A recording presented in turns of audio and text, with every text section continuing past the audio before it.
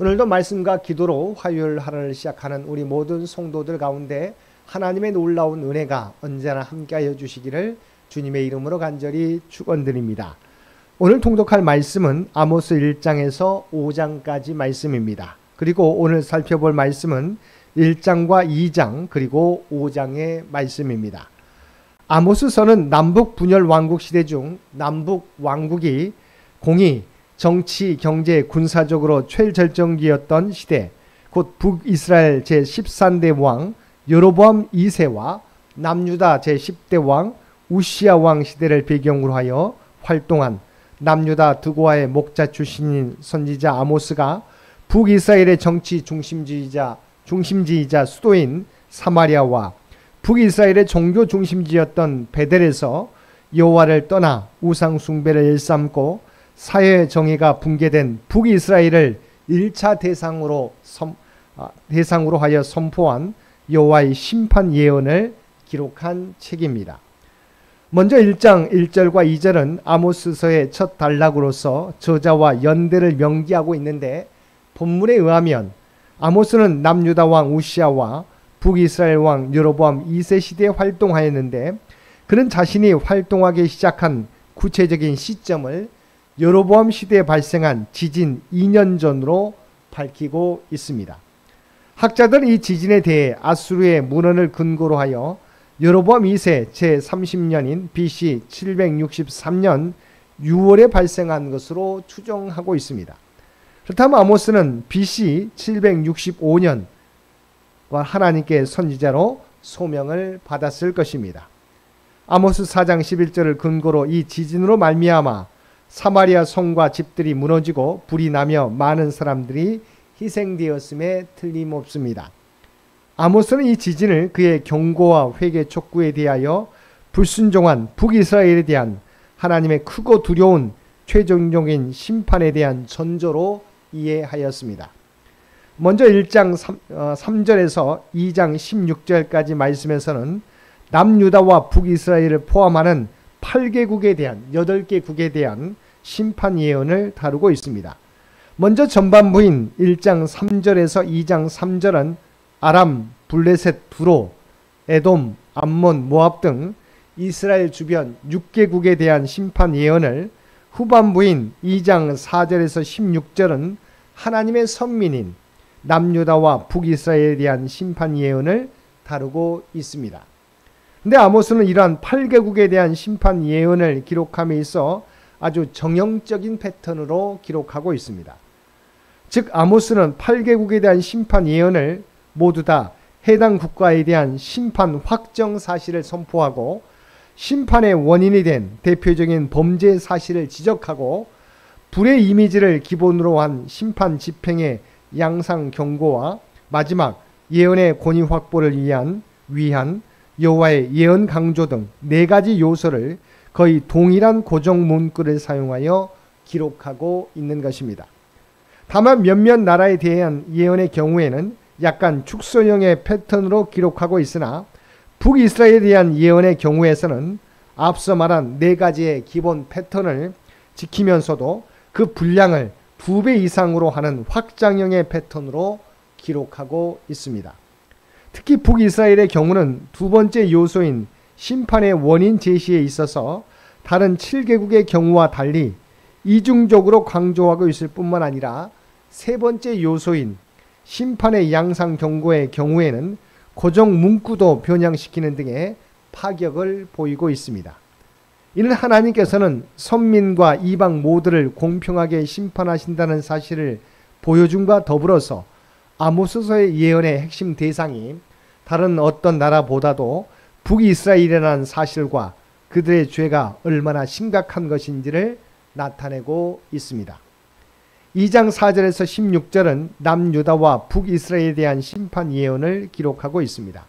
4절과 5절은 선민의 두 나라 중 먼저 남유다에 대한 축소형 패턴의 심판 예언을 기록하고 있습니다.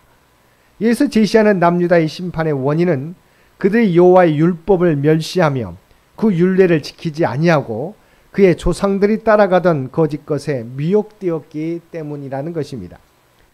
이러한 유다에 대한 심판 이후 지적은 앞선 열방들에 대한 심판의 원인이 선민 또는 다른 나라 사람들에 대한 악행, 곧 인간에 대한 도덕적 범죄에 대한 지적과 다릅니다. 즉 남유다인 심판의 원인은 하나님께 대한 신앙적 범죄가 그 원인으로 되는 것입니다. 이는 선민에게 있어 가장 중요한 것이 하나님과의 관계를 바르게 해야 하는 것이나 그들이 이를 깨뜨리고 하나님을 향해 반역을 저질렀기 때문입니다. 물론 이는 그들이 신앙적 범죄만 저지르고 윤리적 도덕적으로 흠결이 없음을 말하는 것이 아닙니다. 이미 신앙적인 기초가 무너졌으니 그 위에 세워지는 윤리적 도덕적인 삶은 재론의 여지 없이 허물어져 있음을 전제한 표현인 것입니다. 다음으로 6절에서 16절은 선민 북이스라엘에 대한 확장형 패턴의 심판 예언을 기록하고 있습니다.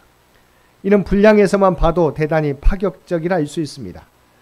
즉 남유다를 비롯한 열방에 대한 주변 나라들에 대한 심판 예언이 두세 절로 된 것과 달리 그보다 약 4배 내지 5배나 많은 11절로 되어 있기 때문입니다. 이는 아모스의 메시지 선포의 주요 대상이 북이스라엘이기 때문입니다. 여기서 제시하는 북이스라엘에 대한 심판의 원인은 두 가지로 나뉘어지는데 첫 번째는 사회적 불의이며 두 번째는 종교적 불의입니다.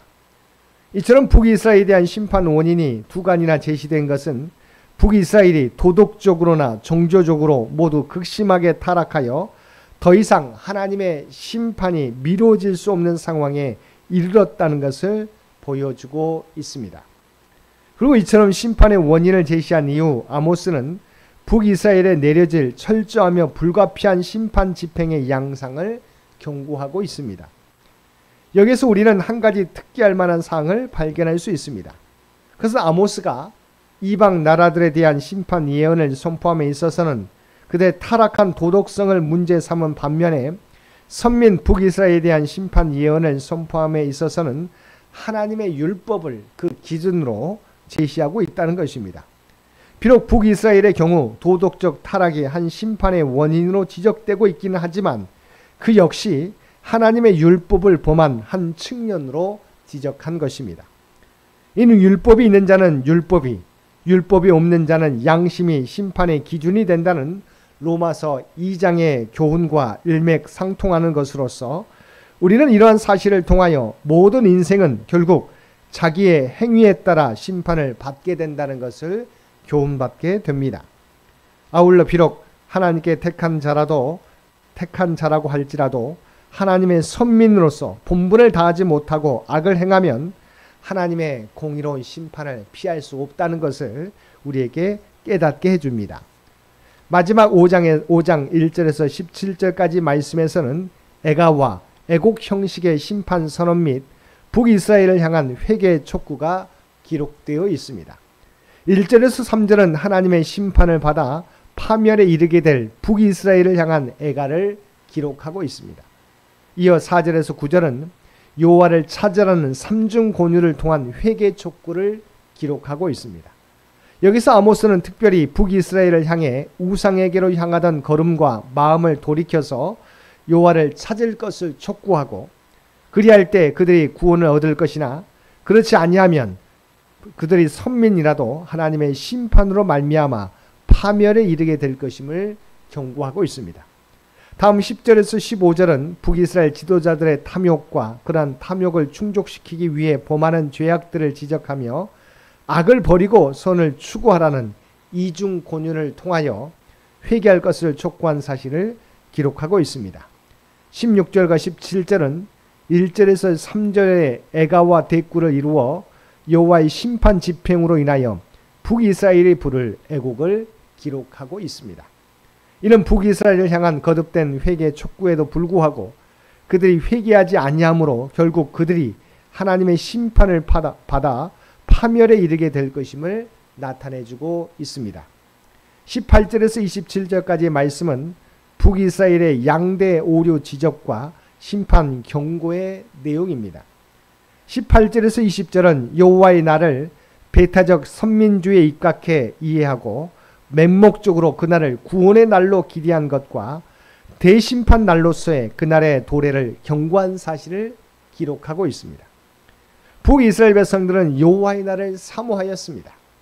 여호와의 날은 하나님께서 역사 속에 개입하여서 악한 자들을 심판하시는 날입니다. 근데 북이스라엘 백성들은 배타적 선민 사상과 미신적 오류에 사로잡혀서 이 여호와의 날이 하나님께서 이방 나라들을 심판하고 선민을 구원하시는 날로만 이해하였습니다. 그래 주변 나라들에 의해 핍박을 받아왔던 북이스라엘 백성들은 여호와의 날이 속히 도래하기를 염원하였습니다.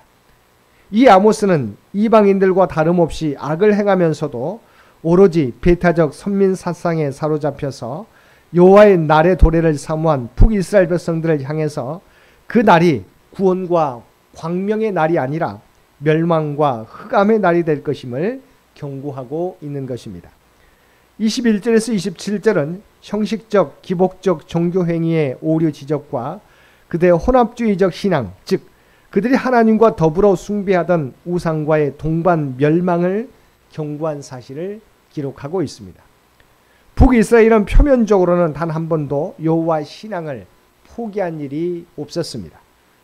그러나 그들은 실상 그들을 임의로 여호와라 칭하며 여호와 신앙을 대체한 금송아지 우상과 이방의 각종 우상을 숭배하는 혼합주의적 신앙을 고집하고 있었습니다. 다시 말하면 그는 하나님도 섬기고 금송아지 우상도 섬겼다는 것입니다.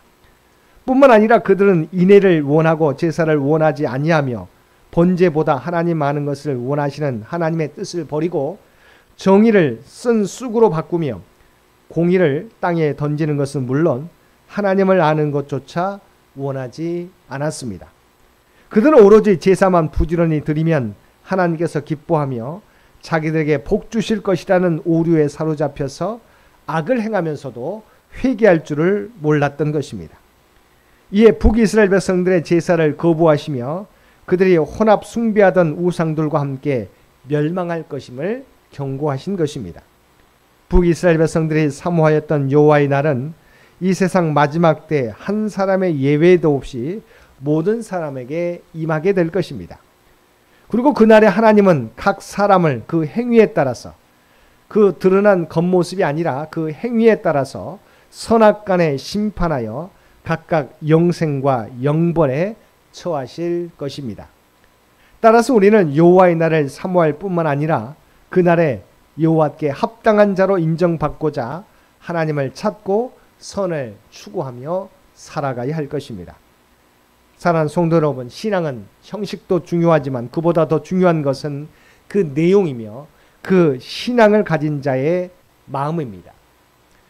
우리의 신앙이 바르게 서 있는지는 우리의 형식적인 모습에 달려 있는 것이 아니라 오직 하나님께서 인정하시느냐 여부에 있고 하나님 말씀에 순종하느냐 여부에 달려 있습니다. 그러므로 언제 어디서든 하나님의 시선을 의식하고 오직 하나님의 말씀을 힘써 준행하며 살아가는 저와 여러분 모두가 되시기를 주님의 이름으로 간절히 축원드립니다. 함께 기도드리겠습니다. 사랑과 은혜가 충만하신 아버지 하나님, 우리의 신앙이 하나님의 인정하시는 신앙이 되게 하여 주옵소서. 겉으로만 드러나는 형식적인 신앙이 아니라 언제나 하나님을 의식하며 하나님의 말씀 따라 행하는 참된 그리스도인들 모두 되게 하여 주시옵소서. 오늘도 이 나라와 이 민족을 위하여 기도하는 주의 백성들의 간구를 들어주시고 하나님께서 통치하시고 인도하여 주옵소서. 100주년을 준비하며 나아가는 창현재단을 기억하여 주시고 주의 백성들의 모든 간구와 기도를 통해서 하나님의 뜻이 이 땅 위에 드러나게 하여 주시옵소서. 울로 장로님과 연로하신 권사님 모든 성도들을 눈동자와 같이 지켜주시기 원합니다. 특별히 환우들 가운데 하나님의 놀라운 치유와 회복의 역사를 나타내 보여주시옵소서. 경제적으로 어려움 당하는 주의 백성들 일일이 기억하여 주시곤 합니다. 그들이 어려움 당하지 않도록 필요한 은혜를 날마다 풍성한 은총을 더하여 주시옵소서. 바라옵는 우리 사랑하는 자녀들 이 어두운 영적 시대에 믿음을 잃어버리지 않게 도와주시고 하나님이 주신 지혜와 아버지 하나님 능력을 통해서 하나님의 꿈과 비전을 이루어가는 귀한 믿음의 자녀들 되게 하여 주옵소서. 또한 주님을 의지하며 기도하는 죄 백성들의 간구를 들어주시고 주님의 뜻 가운데서 응답하여 주시옵소서. 오늘도 우리에게 복된 하루를 허락해 주신 것 진심으로 감사합니다. 날마다 주님과 동행하는 우리 모두가 되게 도와주시옵시고 우리가 발을 딛고 살아가는 삶의 현장 가운데 그리스도의 아름다운 향기와 그리스도의 선한 영향력을 드러내며 살아가게 하여 주시옵소서. 이 모든 간구 우리를 구원하여 주신 예수님의 이름으로 간절히 기도드리옵나이다. 아멘.